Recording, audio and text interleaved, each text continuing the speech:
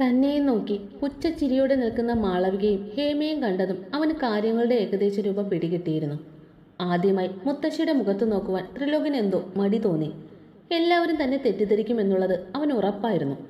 ഇനി എന്താണ് സംഭവിക്കാൻ പോകുന്നതിനെക്കുറിച്ചുള്ള ഏകദേശം ഒരു ധാരണ അവനുണ്ടായിരുന്നു. എന്തും വരട്ടെ എന്ന് കരുതി ത്രിലോക് മുത്തശ്ശിയോടായി ചോദിച്ചു, എന്താ മുത്തശ്ശി ഇവിടെ?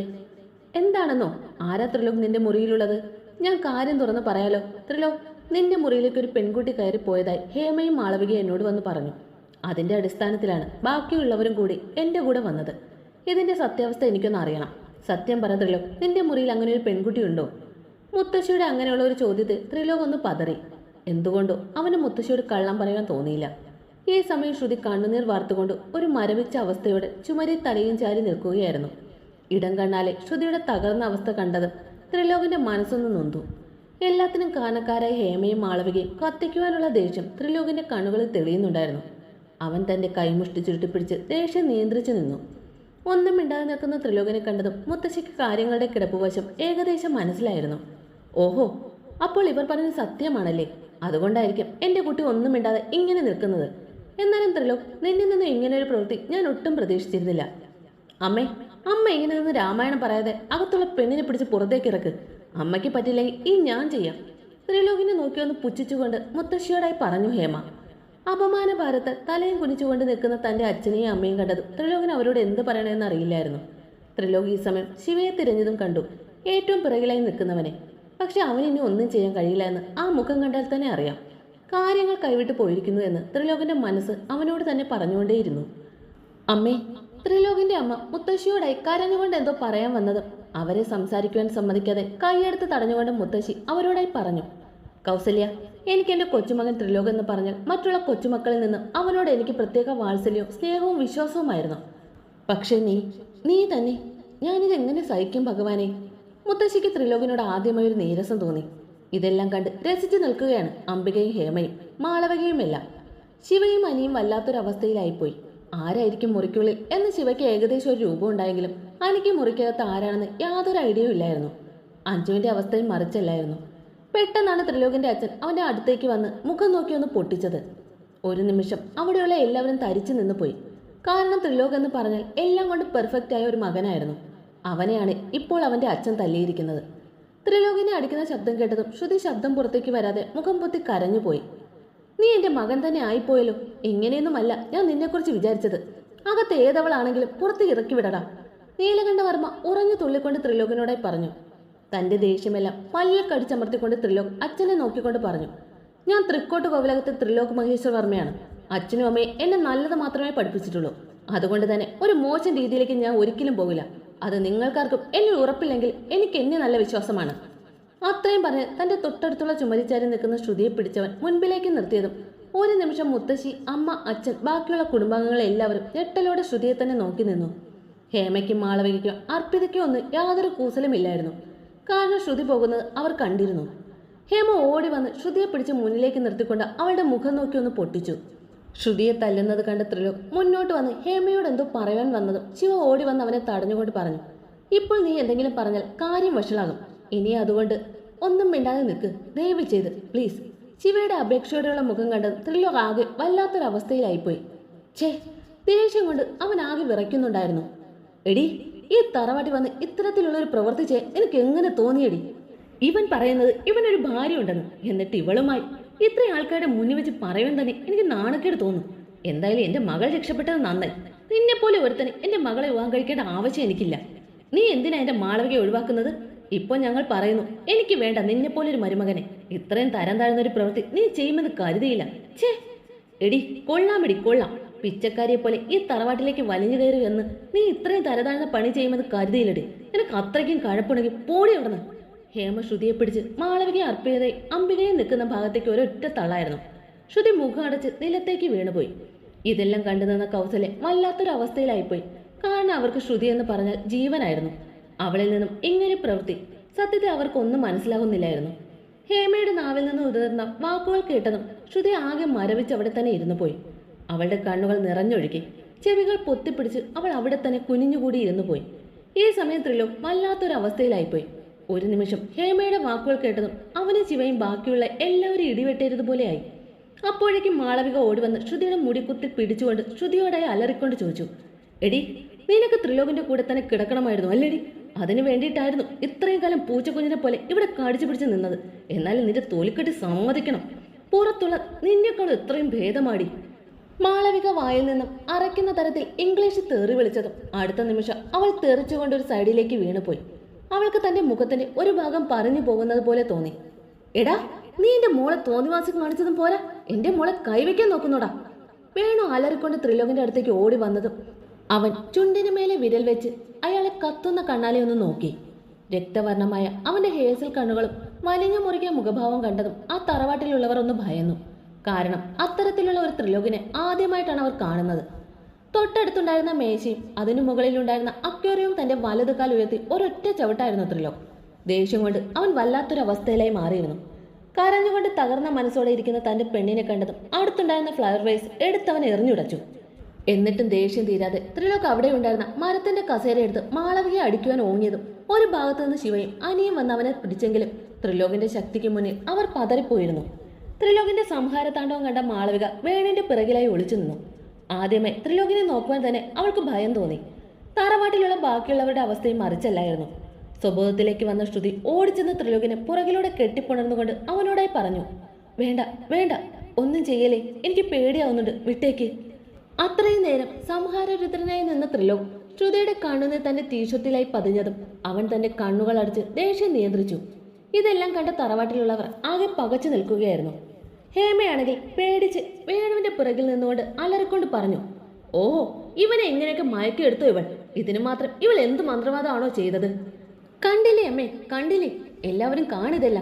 അവർ ചീറിക്കൊണ്ട് അലറി എല്ലാവരോടുമായി പറഞ്ഞു. മതി, നിർത്ത്. ത്രിലോക് ഓടി വന്ന് ശ്രുതിയെ പിടിച്ച് എഴുന്നേൽപ്പിച്ച് അവളെ തന്റെ കൈക്കുള്ളിലാക്കിക്കൊണ്ട് എല്ലാവരെയും നോക്കി അലറിക്കൊണ്ട് പറഞ്ഞു, ഇനി എന്തെങ്കിലും മോശമായി ഇവളെക്കുറിച്ച് പറഞ്ഞാൽ ഇതുവരെ കണ്ട ത്രിലോകിനെ ആയിരിക്കില്ല നിങ്ങളാരും കാണുക. ഇവൾ എന്റെ ഭാര്യയാണ്, ഞാൻ താലി കെട്ടിയ എന്റെ പെണ്ണ്. അത്രയും പറഞ്ഞ് അവളുടെ കഴുത്തിലായി ശ്രുതി ഒളിപ്പിച്ചു വെച്ചിരുന്ന താലി എടുത്ത് അവൻ പുറത്തേക്കിട്ടതും ഇടിവെട്ടേറ്റതുപോലെ കോവിലകത്തെ കുടുംബാംഗങ്ങൾ എല്ലാവരും അവരെ തന്നെ നോക്കി നിന്നുപോയി. ഈ സമയം ശിവയുടെ മുഖത്ത് മാത്രം ഒരു പുഞ്ചിരി വിടർന്നിരുന്നു. ത്രിലോകിന്റെ നെഞ്ചിലായി തളർന്ന മനസ്സോടെ വിങ്ങിപ്പൊട്ടി കരയുകയായിരുന്നു ശ്രുതി. ഹേമയിൽ നിന്നും കിട്ടിയ അടിയിൽ അവൾ ആകെ തളർന്നു പോയിരുന്നു. ഞാൻ താലി ചാർത്തിയ പെണ്ണാണ് ശ്രുതി. ഇവൾ ഈ ത്രിലോകിന്റെ സ്വന്തമാണ്. മേലെ ഇവളെക്കുറിച്ച് ആരെങ്കിലും മോശമായി എന്തെങ്കിലും പറഞ്ഞ ഇതുവരെ കണ്ട ത്രിലോകിനെ ആയിരിക്കില്ല നിങ്ങളെല്ലാവരും ഇനി കാണുക. വലിഞ്ഞു മുറുകിയ മുഖത്തോടെ എല്ലാവരെയും നോക്കിക്കൊണ്ട് ത്രിലോക് അലറിക്കൊണ്ട് അങ്ങനെ പറയുമ്പോൾ ഒരു നിമിഷം തൃക്കോട്ട് കോവിലകത്തുള്ളവർ എല്ലാവരും ഇടിവെട്ടേറ്റതുപോലെ നിന്നുപോയി. ഏറ്റവും വലിയ ഞെട്ടൽ മാളവികയ്ക്കും ഹേമയ്ക്കും അംബികയ്ക്കും അർപ്പിതയ്ക്കുമായിരുന്നു. അവർക്ക് തങ്ങളുടെ കണ്ണുകളെ വിശ്വസിക്കാൻ കഴിഞ്ഞില്ല. ശ്രുതി ത്രിലോകിന്റെ ഭാര്യയോ? നോ! മാളവികയുടെ അലർച്ചയാണ് എല്ലാവരെയും സ്വഭാവത്തിലേക്ക് കൊണ്ടുവന്നത്. അവൾ ഓടി വന്ന് ത്രിലോകിന്റെ അടുത്തേക്ക് നേർക്കുനേർ നിന്നുകൊണ്ട് അവന്റെ മുഖത്തേക്ക് നോക്കി ചോദിച്ചു. അപ്പോൾ ശ്രുതി പേടിച്ച് വിരണ്ടുകൊണ്ട് അവന്റെ നെഞ്ചിലെ മുഖം പൂഴ്ത്തി നിൽക്കുകയായിരുന്നു. അവൾക്ക് ആരെയും നോക്കുവാൻ ധൈര്യമില്ലായിരുന്നു. ആ സമയം ത്രിലോകിന്റെ നെഞ്ചിലായി പതുങ്ങി നിൽക്കുന്ന ശ്രുതിയെ കാണുന്തോറും മാളവികയ്ക്കാകെ വിറഞ്ഞു കയറുന്നുണ്ടായിരുന്നു. എങ്കിലും സംയമനം പാലിച്ചുകൊണ്ട് മുഖമെല്ലാം ദേഷ്യത്തിൽ വലിഞ്ഞു മുറുകി രക്തവർണ്ണമായ കണ്ണുകളോടെ മാളവിക ത്രിലോകിനോടായി നോക്കി ചോദിച്ചു, സത്യം പറ, സത്യം മാത്രമേ പറയാൻ പാടുള്ളൂ. നീ ഇവളെ ഇപ്പോൾ രക്ഷിക്കാൻ വേണ്ടിയല്ലേ ഇങ്ങനെയൊരു നാടകം കളിക്കുന്നത്? അത്രയും നേരം വല്ലാത്തൊരു ഭാവത്തോടെ നിന്ന ത്രിലോകിന്റെ മുഖത്ത് പുച്ഛവും പരിഹാസവും നിറഞ്ഞ പുഞ്ചിരി നിറയാൻ അധിക നേരം വേണ്ടി വന്നില്ല. Oh really? നിനക്ക് അങ്ങനെയൊക്കെ തോന്നുന്നുണ്ടെങ്കിൽ അതെന്റെ തെറ്റല്ല. അത് നിന്റെ ഭ്രാന്തിന്റെ അവസ്ഥ കൊണ്ട് നിനക്ക് അങ്ങനെയൊക്കെ തോന്നുന്നതാണ്. സത്യം ഇതാണ്. ഈ തൃക്കോട്ട് കോവിലകത്തിന്റെ ത്രിലോക് മഹേശ്വർ വർമ്മയുടെ പാതിയാണ് ഈ നിൽക്കുന്ന മിസസ് ശ്രുതി ത്രിലോക് മഹേശ്വർ വർമ്മ. ത്രിലോക് മാളവികയുടെ മുഖത്തേക്ക് നോക്കിക്കൊണ്ട് അങ്ങനെ പറഞ്ഞതും അത്രയും നേരം സംയമനം പാലിച്ചിരുന്ന മാളവികയുടെ മുഖം മാറുവാൻ അധികം നേരം വേണ്ടി വന്നില്ല. ഓ, അപ്പോൾ ഇതാണല്ലേ നിന്റെ ഭാര്യ? എന്തായാലും ഞങ്ങളെയെല്ലാം പൊട്ടന്മാരാക്കിക്കൊണ്ട് നീ ഇവിടെ കൂടി ഇവിടെ നടത്തിയ നാടകം ഏതായാലും നന്നായി. ഇപ്പോൾ ആ നാടകത്തിന് ഒരു ക്ലൈമാക്സ് ആയല്ലോ അല്ലേ? പക്ഷെ നിന്നെ ഞാൻ അങ്ങനെ വെറുതെ വിടുമെന്ന് കരുതണ്ടല്ലോ. നിന്റെ ഭാര്യ എന്ന് പറയുന്ന നീ ഇപ്പോൾ നെഞ്ചോട് ചേർത്ത് പിടിച്ചു നിൽക്കുന്നവളില്ലേ, ഇവളെ കൊന്നിട്ടാണെങ്കിലും ഞാൻ നിന്റെ ഭാര്യയായിരിക്കും. പറയുന്നത് ഈ മാളവികയാണ്. ഒരു നിമിഷം മാളവികയുടെ തുറന്നു പറച്ചിൽ മുത്തശ്ശിയും ബാക്കിയുള്ള എല്ലാവരും ഞെട്ടിപ്പോയി. ഇതുവരെ കാണാത്ത ഒരു മുഖഭാവമായിരുന്നു മാളവികയ്ക്ക് ആ സമയം. എന്തു പറഞ്ഞടി? അവളുടെ കഴുത്തിൽ ശക്തമായി അമർത്തിക്കൊണ്ട് ത്രിലോക് അവളെ ചുമരിലേക്ക് ചേർത്തിയതും ഹേമയും വേണു അനിയല ഓടി വന്ന് ത്രിലോകിൽ നിന്ന് മാളവികയെ എങ്ങനെയോ വേർപെടുത്തി. വേണ്ട വേണ്ട എന്ന് വെക്കുമ്പോൾ വീണ്ടും വീണ്ടും എൻ്റെ ജീവിതത്തിലേക്ക് ഒരു പട്ടിയെ പോലെ കയറി വന്ന് എന്തിനാടി എൻ്റെ മാനസമാധാനം കളയുന്നത്? ഞാൻ എത്രയോ വട്ടം പറഞ്ഞിട്ടില്ലേടി നിന്നോട് എനിക്ക് നിന്നെ ഇഷ്ടമല്ല എന്നുള്ള കാര്യം. വീണ്ടും വീണ്ടും ഉളുപ്പില്ലാതെ എൻ്റെ ജീവിതത്തിലേക്ക് ഇങ്ങനെ കയറി വരാൻ നിനക്കൊരു നാണമില്ലേ മാളവിക? ശ്വാസം കിട്ടാതെ മാളവിക ശ്വാസം ആഞ്ഞു വലിച്ചു വിട്ടുകൊണ്ട് അവന് കണ്ണുകൾ ഉയർത്തി ത്രിലോകിനെ നോക്കിക്കൊണ്ട് പറഞ്ഞു. ഈ മാളവിക ഒന്ന് ആഗ്രഹിച്ചിട്ടുണ്ടെങ്കിൽ അതെന്തായാലും നേടിയെടുക്കും. ഇന്നും ഇന്നലെയും തുടങ്ങിയതല്ല ത്രിലോകിനോടുള്ള സ്നേഹം ഈ മാളവികയ്ക്ക്. മാളവിക ത്രിലോക് പിടിച്ച് തന്റെ കഴുത്ത് പതിയെ ഒഴിഞ്ഞുകൊണ്ട് അവനോട് പറഞ്ഞു, നിനക്ക് പണ്ട് മുതൽക്കേ അറിയുന്നതല്ലേ ഈ മാളവികയെ? ചെവിയിൽ നുളിക്കും. ഈ വിവാഹം നടക്കില്ല, നടക്കില്ല, നടത്തില്ല ഈ മാളവിക. എന്റെ കൊക്കിന് ജീവനുള്ളിടത്തോളം കാലം നീ എന്റേത് മാത്രമാണ് ത്രിലോക്, ഈ മാളവികയുടെ സ്വന്തം. ഓരോ കോഴികളെ പോലെ മാളവികയും ത്രിലോക് പരസ്പരം മുഖത്തോട് മുഖം നോക്കി നിന്നു. ത്രിലോക് മാളവികയുടെ മുഖത്തിനോട് തന്റെ മുഖം അടുപ്പിച്ചുകൊണ്ട് അവളോടായി പറഞ്ഞു, കാതു തുറന്ന് കേട്ടോ മാളവിക, ഇനിയൊരു 7 ജന്മം തപസ്സിരുന്നാലും ഈ ത്രിലോകിനെ നിനക്ക് കിട്ടില്ലടി. കാരണം ത്രിലോകിന്റെ പാതിയെന്നും എന്റെ ശ്രുതി മാത്രമായിരിക്കും. ഓർത്തു വച്ചു നീ എന്നും. എന്റെ മാർഗത്തിൽ തടസ്സമായി നിന്ന് അവളെ നോക്കി വന്യമായ ഒരു പുഞ്ചിരി പുഞ്ചിരിച്ചുകൊണ്ട് ശ്രുതിയെയും കൊണ്ട് അവൻ അകത്തേക്ക് കാറ്റുപോലെ കയറിപ്പോയി. മുത്തശ്ശിയുടെ മുറിയിൽ മൗനമായി നിൽക്കുകയാണ് കൗസല്യയും നീലനും. അവർക്ക് 3 പേർക്കും എന്താണ് ഇപ്പോൾ മുകളിൽ സംഭവിച്ചതെന്ന് ഒരെത്തം പിടിയും കിട്ടിയില്ല. നീല, നീ കേട്ടില്ലേ ത്രിലോക് പറഞ്ഞത്? അപ്പോൾ ശ്രുതി ആ കുട്ടി അവന്റെ ഭാര്യയാണോ? അമ്മേ, സത്യമായിട്ട് ഞങ്ങൾക്കൊന്നും അറിയില്ല. ഇപ്പോൾ അവൻ പറഞ്ഞിട്ടാണ് അമ്മയെപ്പോലെ ഞാനും ഇവളും എല്ലാം സത്യം അറിഞ്ഞത്. എന്നാലും അവന് ഇങ്ങനെയൊക്കെ ചെയ്യാൻ സാധിക്കുമോ? പെട്ടെന്നാണ് ശിവ അകത്തേക്ക് കയറി വന്നത്. ശിവയെ കണ്ടത് മുത്തശ്ശി അവനെ നോക്കിക്കൊണ്ട് ചോദിച്ചു, എന്താ ശിവ, ഇനി നിനക്കും ഉണ്ടോ ഇതുപോലെ സ്വകാര്യങ്ങൾ? ഉണ്ടെങ്കിൽ വേഗം ഇന്ന് തന്നെ പറഞ്ഞോളൂ. ഈ വയസ്സയ്ക്ക് ഇനിയുള്ള കാലത്തെങ്കിലും കുറച്ച് മനസ്സമാനത്തോടെ ജീവിക്കണം. കണ്ടില്ലേ, ഞാൻ ഏറ്റവും കൂടുതൽ സ്നേഹിച്ചവൻ തന്നെ എന്റെ നെഞ്ചിൽ കത്തിക്കൊണ്ട് കുത്തിയത്. ശിവ തന്റെ മുന്നിലെ തുറന്നു കിടന്ന വാതിൽ ചേർത്തടച്ചുകൊണ്ട് അവരെ 3 പേരെ ഒന്ന് നോക്കി. വല്യച്ഛ, വല്യമ്മേ, എനിക്ക് നിങ്ങളോട് കുറച്ച് സംസാരിക്കുവാനുണ്ട്. ആദ്യം ഞാൻ പറയുന്നത് മുഴുവൻ കേൾക്ക്, എന്നിട്ട് തീരുമാനിക്കും ബാക്കിയുള്ള കാര്യങ്ങൾ. പിന്നീട് ശിവ പറഞ്ഞു തുടങ്ങുകയായിരുന്നു 1 വർഷം മുന്നേയുള്ള ശ്രുതിയുടെയും ത്രിലോകിന്റെയും ആ ജീവിതകഥ. എല്ലാം കേട്ട് കഴിഞ്ഞ് 3 പേർക്കും വല്ലാത്ത ദുഃഖം തോന്നി. ശ്രുതിയുടെ അവസ്ഥ തന്നെയായിരുന്നു അതിന് കാരണം. പക്ഷെ ഇതിൽ ഭൈരവിന്റെ കാര്യം മാത്രം ശിവ എടുത്തു പറഞ്ഞില്ല. കണ്ടോ അമ്മേ? കൗസല്യ തന്റെ നിറഞ്ഞ കണ്ണുകൾ തുടച്ചുകൊണ്ട് മുത്തശ്ശിയെ നോക്കി പുഞ്ചിരിച്ചുകൊണ്ട് പറഞ്ഞു, എന്റെ മകനാണ് ത്രിലോക്. അവൻ ഞാൻ വളർത്തിയ എന്റെ പൊന്നുമോനാണ്. അവൻ അങ്ങനെയൊന്നും വഴിതെറ്റി പോകില്ല. ഏട്ടാ, കേട്ടില്ലേ ശിവ പറഞ്ഞത്? ഇതൊക്കെയാണ് സത്യം. നമ്മുടെ കുട്ടിയെ തെറ്റിദ്ധരിച്ചു. അവൻ ഒരുപാട് സങ്കടമായിട്ടുണ്ടാകും അല്ലേ ചേട്ടാ? കൗസല്യ കരഞ്ഞുകൊണ്ട് നീലനോടും മുത്തശ്ശിയോടുമായി ചോദിച്ചതും അവരും ആകെ വല്ലാത്തൊരവസ്ഥയിലായിരുന്നു. എനിക്ക് എന്റെ കുട്ടിയെ ഒന്ന് കാണണം. അതും പറഞ്ഞ് തന്റെ നിറഞ്ഞ കണ്ണുകൾ തുടച്ചുകൊണ്ട് കൗസല്യ മുൻപേ നടന്നു. പെട്ടെന്നാണ് ശിവ അവരുടെ കയ്യിൽ പിടിച്ചുകൊണ്ട് അവരോടായി പറഞ്ഞത്, വല്യമ്മേ, ഇപ്പൊ അവന്റെ അടുത്തേക്ക് പോകണ്ട. അല്പസമയം കഴിയട്ടെ, നമുക്ക് അവന്റെ അടുത്ത് പോയി സംസാരിക്കാം. പിന്നെ ഞാൻ ഈ പറഞ്ഞ കാര്യങ്ങളൊന്നും ഇപ്പോൾ തറവാട്ടിലുള്ളവരോട് പറയണ്ട. ഇനി ഇതെല്ലാം പറഞ്ഞു കഴിഞ്ഞാൽ ഇതിനെ വേറെ തരത്തിൽ വ്യാഖ്യാനിക്കാനായിരിക്കും അവരെല്ലാവരും ശ്രമിക്കുക. മാളവികയുടെ സ്വഭാവത്തെക്കുറിച്ചുള്ള ഒരു ഏകദേശ ധാരണ നിങ്ങൾക്ക് എല്ലാവർക്കും ഇപ്പോൾ കിട്ടിയിട്ടുണ്ടാകുമല്ലോ അല്ലേ? സത്യത്തിൽ അപ്പോഴാണ് 3 പേര് മാളവിക നേരത്തെ ത്രിലോകവുമായി നടത്തിയ വാക്പോരിനെ കുറിച്ച് ഓർത്തത്. ശിവ, മാളവികയുടെ കാര്യം ഈ മുത്തശ്ശി നോക്കിക്കോളാം. നീ എന്തായാലും ത്രിലോകിനോടും ആ കുട്ടിയോടും പറയും എന്നെ ഒന്ന് വന്ന് കാണാൻ. ശരി മുത്തശ്ശി. അവരെ നോക്കി ഒന്ന് പുഞ്ചിരിച്ചുകൊണ്ട് അവൻ വേഗം പുറത്തേക്ക് ഇറങ്ങിപ്പോയി. ഈ സമയം ത്രിലോകിന്റെ നെഞ്ചിൽ ഒരു പൂച്ചക്കുഞ്ഞിനെ പോലെ കിടന്ന് വിങ്ങിപ്പൊട്ടി കരയുകയായിരുന്നു ശ്രുതി. അവൾ പതിയെ തന്റെ കണ്ണുകൾ തുടച്ചുകൊണ്ട് ത്രിലോകിനെ നോക്കിക്കൊണ്ട് പറഞ്ഞു, സോറി, ഞാൻ ഇങ്ങോട്ട് വരുവാൻ പാടില്ലായിരുന്നു. അതുകൊണ്ടല്ലേ നീ എല്ലാവരുടെയും മുന്നിൽ നാണം കെട്ടത്? ഞാൻ ഒരാൾ കാരണമല്ലേ ഇത്രയെല്ലാം സംഭവിച്ചത്. എന്നോട് ക്ഷമിക്ക് ത്രിലോക്. കണ്ണുകൾ നിറച്ചുകൊണ്ട് തന്റെ മുന്നിലായി നിൽക്കുന്ന തന്റെ പെണ്ണിനെ കണ്ടതും ത്രിലോക് അവളെ പിടിച്ച് തന്റെ നെഞ്ചിലേക്ക് ചേർത്ത് പിടിച്ചുകൊണ്ട് ഇറുകി പുണർന്നുകൊണ്ട് അവളുടെ നെറ്റിയിലെ ചുംബിച്ചുകൊണ്ട് അവളോട് പറഞ്ഞു, നീ കാരണമല്ല, ഇതെല്ലാം വിധിയാണ്. സംഭവിക്കണമെന്ന് ദൈവം ആദ്യമേ നിശ്ചയിച്ചതായിരിക്കാം. നീ ഇങ്ങനെ കരയില്ലേ എന്റെ ബേബി ഡോൾ? വിവാഹം ഒന്ന് കഴിഞ്ഞോട്ടെ. നമ്മൾ ഇനിയൊരു നിമിഷം പോലും ഈ തൃക്കോട്ട് കോവിലത്ത് നിൽക്കില്ല. ഞാൻ കുറച്ച് ഉറച്ച തീരുമാനങ്ങൾ എടുത്തിട്ടുണ്ട്. അത്രയും നേരം കണ്ടിരുന്ന ഒരു മുഖമായിരുന്നില്ല ത്രിലോകിന് ആ സമയം.